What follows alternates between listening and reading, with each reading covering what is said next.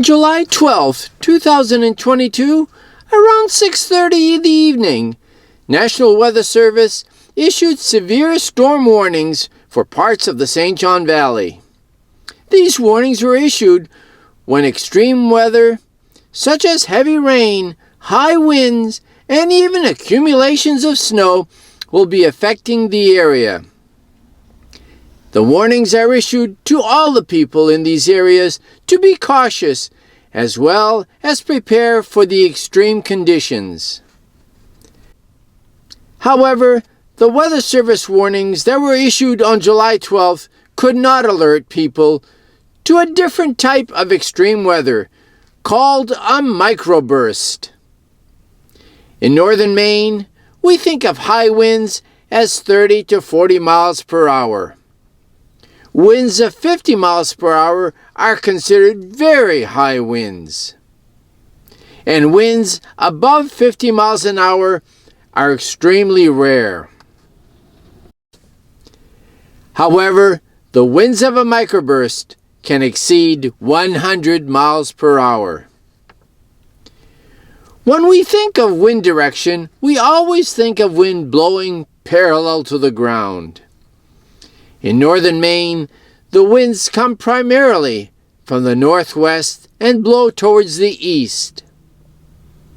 Although wind is not visible, we do see the effects of wind movement in summer by the leaves and trees swaying, and especially in winter, the blowing snow across the road.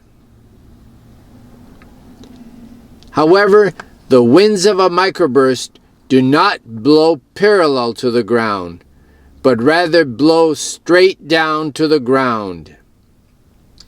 These winds start from clouds overhead and plunge straight down to the ground. When these winds hit the ground, they mushroom out away from the center.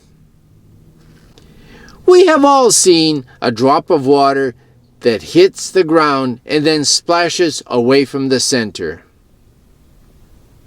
During a microburst, the winds coming straight down hits the ground and then pushes outward. Fortunately, microburst winds last less than a minute.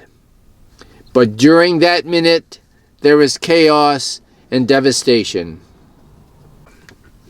Interestingly, a microburst is usually confined to a small area less than 2.5 miles. This was the case on July 12th, when severe thunderstorms were happening throughout the St. John Valley. The Weather Service had issued thunderstorm warnings, but could not predict a microburst that would hit Pelletier Island in St. Agatha. In a 1/2 mile area on the island, the microburst winds came plunging straight down, and when they hit the ground, exploded outward, toppling trees, snapping trees, and scattering everything in its path. The results you are seeing on this video: trees are laying on the ground, debris has been scattered everywhere, buildings have been damaged, and luckily there was only one casualty. At the top of one of the large trees was a bald eagle nest with 2 young eagles. The microburst wind snapped the large tree in half, sending the nest tumbling to the ground. One of the young eagles did not survive the fall. In one of the homes in the path of the microburst, 2 young school-aged kids were watching television. First came the rain, then came the wind, then came the thunder and lightning.